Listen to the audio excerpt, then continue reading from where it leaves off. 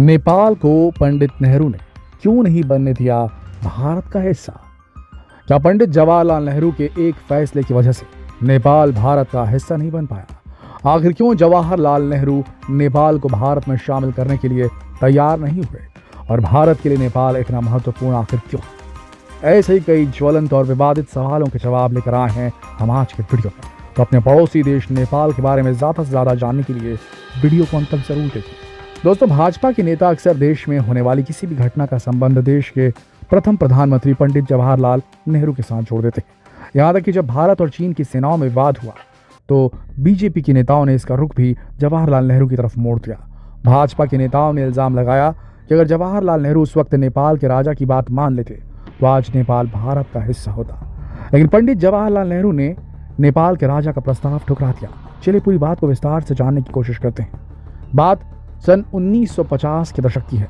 देश नया नया आज़ाद हुआ था और अपने पैरों पर खड़े होने की कोशिश में था। उस समय नेपाल की राजनीति में भी उठापटक मची हुई थी।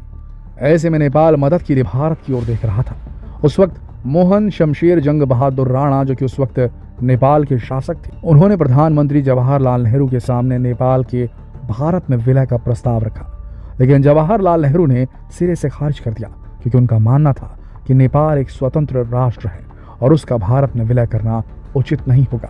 इसके बदले उन्होंने नेपाल में लोकतंत्र की स्थापना के लिए राजा त्रिभुवन की मदद की। राजा त्रिभुवन हमेशा से लोकतंत्र के समर्थक रहे थे। कांग्रेस की मदद से ही सन 1951 में राजा त्रिभुवन ने नेपाल की बागडोर अपने हाथ में ले ली और इस तरह वहां सालों से चली आ रही राणा परिवार की हुकूमत समाप्त हो गई। और उसके बाद से ही आज तक नेपाल का एक भरोसेमंद पड़ोसी देश बना हुआ है भारत। लेकिन आज सालों बाद जवाहरलाल नेहरू के निर्णय पर लोगों ने सवाल उठाने शुरू कर दिए।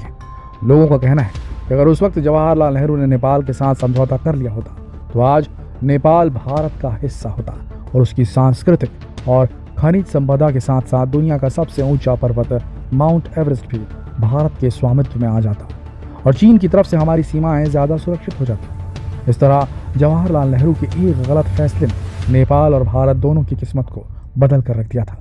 लेकिन इस बात में कितनी सच्चाई है, इसको लेकर कुछ कहा नहीं जा सकता। दोस्तों, राजनीतिक मामलों के जानकारों का कहना है कि विदेश मंत्रालय के पास ऐसा कोई भी डॉक्यूमेंट नहीं है जिससे साबित हो कि नेपाल के भारत में विलय से संबंधित कोई भी प्रस्ताव वाकई में विचार में लाया गया था। और ऐसा लगता है कि केवल कोई अफवाह है। लेकिन ये सच है कि जवाहरलाल नेहरू चाहते थे कि नेपाल हमेशा स्वतंत्र राष्ट्र की रहे, क्योंकि नेपाल के भारत में विलय से अंग्रेजों और अमेरिकियों की दखलंदाजी बढ़ने के चांसेस ज्यादा थे। हाँ, सरदार पटेल कुछ हद तक चाहते थे कि नेपाल को भारत का एक प्रांत घोषित कर दिया जाए, एक स्टेट बना दिया जाए, लेकिन वो केवल उनके विचार थे। इस मामले में कभी कुछ लिखित में नहीं कहा गया। दोस्तों, इतिहास में जो हुआ वो तो हम नहीं बदल सकते, लेकिन सोचिए अगर सच में नेपाल भारत का हिस्सा होता तो क्या होता। और यहाँ हम आपके एक और सवाल का जवाब भी देने वाले हैं। क्या नेपाल कभी किसी देश का गुलाम रहा है? दोस्तों, नेपाल एक बहुत ही छोटा सा देश है। नेपाल को देवताओं का घर भी कहा जाता है। यहाँ एक और बर्फ से ढकी ऊंची ऊंची चोटियां हैं, तो दूसरी तरफ तीर्थ स्थान है। नेपाल में 81% 81% आबादी हिंदू धर्म को मानती है और 2008 तक ये दुनिया के अंतिम हिंदू राष्ट्रों में भी था। लेकिन फिर 2013 में इसे धर्मनिरपेक्ष राष्ट्र, सेक्युलर राष्ट्र घोषित कर दिया गया। कहा जाता है कि माता सीता का जन्म स्थान भी नेपाल में ही है और बौद्ध धर्म के संस्थापक गौतम बुद्ध का जन्म भी नेपाल के लुम्बिनी में ही हुआ था। नेपाल पर बहुत पुराने जमाने से ही भारत के शासकों जैसे गुप्त वंश, सोमवंश, सूर्य वंश का राज रहा और उस दौर को नेपाल का स्वर्णिम युग भी कहा जा सकता है। आपको जानकर आश्चर्य होगा कि उस वक्त नेपाल की एकमात्र भाषा संस्कृत थी। आगे चलकर नेपाल कई छोटी छोटी रियासतों में टूट गया, लेकिन नेपाल की राजनीति पर गोरखा समाज का प्रभाव हमेशा से देखा जा सकता है। इसका सबसे बड़ा कारण गोरखाओं की बहादुरी और युद्ध कला में उनकी निपुणता थी। 19वीं शताब्दी के आते आते नेपाल में ईसाई मिशनरियों का आगमन शुरू हो गया। सन 1814 से सन 1816 के बीच नेपाल के गोरखाओं और ब्रिटिश सेना के बीच युद्ध भी हुए। असल में ब्रिटिश साम्राज्य नेपाल के आसपास की छोटी छोटी रियासतों को हड़पना चाहता था। ये वही समय था जब नेपाल और ब्रिटिश शासन के बीच विवाद शुरू हुआ। सन 1814 में हुए विवाद में नेपाल की सेना ने ब्रिटिश सेना को कड़ी चुनौती दी। इस युद्ध में नेपाल को हार का मुंह देखना पड़ा, लेकिन ब्रिटिश सरकार ने नेपाल को अपना उपनिवेश नहीं बनाया, बल्कि उन्होंने नेपाल के साथ एक संधि की, जिसके अनुसार नेपाल का कुछ हिस्सा भारत में शामिल हो गया और ब्रिटिश सरकार ने नेपाल को संरक्षित राज्य घोषित कर दिया, लेकिन इसके बावजूद भी उसे स्वतंत्र देश ही माना गया।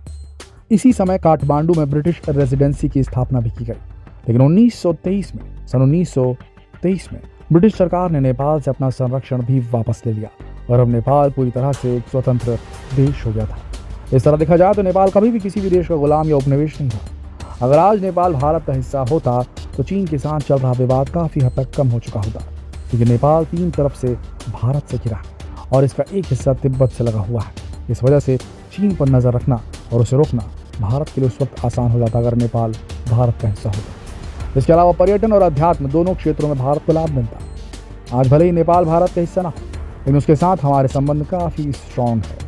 नेपाल और भारत के संबंध बहुत पुराने हैं और बदलते वक्त के साथ ये संबंध और मजबूत होते जा रहे हैं। भारत और नेपाल के बीच 1850 किलोमीटर लंबी सीमा है।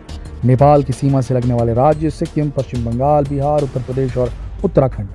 सन 1950 में भारत और नेपाल के बीच हुई मैत्री संधि में दोनों देशों के बीच आपसी संबंधों को मजबूत बनाने के लिए कई योजनाएं बनाई गई। इसके तहत नेपाल के नागरिकों को भारत की सिविल सेवाओं सहित अन्य सरकारी सेवाओं में भाग लेने की स्वतंत्रता। आज भी भारत में करीब 60 लाख नेपाली काम करते हैं।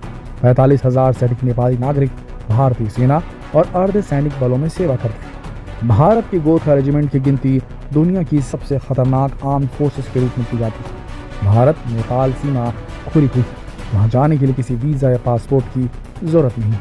नेपाल के कुल व्यापार में भारत की हिस्सेदारी 66% है। कुल मिलाकर दोनों देश एक न होकर एक दूसरे से काफ़ी हद तक जुड़े हुए हैं। या कहें कि दोनों देश अपना पड़ोसी धर्म बखूबी निभा रहे हैं और एक दूसरे के हर सुख दुख में कंधे से कंधा मिलाकर खड़े हुए हैं। दोस्तों, भले ही नेपाल हमारे देश का हिस्सा न बन पाया हो, और हमारा अच्छा पड़ोसी तो बन ही गया। इसके बारे में आपके क्या विचार है? क्या नेपाल को भारत का हिस्सा होना चाहिए था? अगर नेपाल भारत का हिस्सा होता तो आज भारत का क्या स्वरूप होता भारत का? अपने विचार हमें कमेंट सेक्शन में जरूर लिखें। वीडियो को अपने दोस्तों के साथ भी शेयर करें ताकि वो भी इस सच्चाई से रूबरू हो सके। कल फिर मिलते हैं एक और दिलचस्प वीडियो में। तब तक के लिए आप सबका इस वीडियो के अंत तक बने रहने के लिए दिल की गहराइयों से धन्यवाद।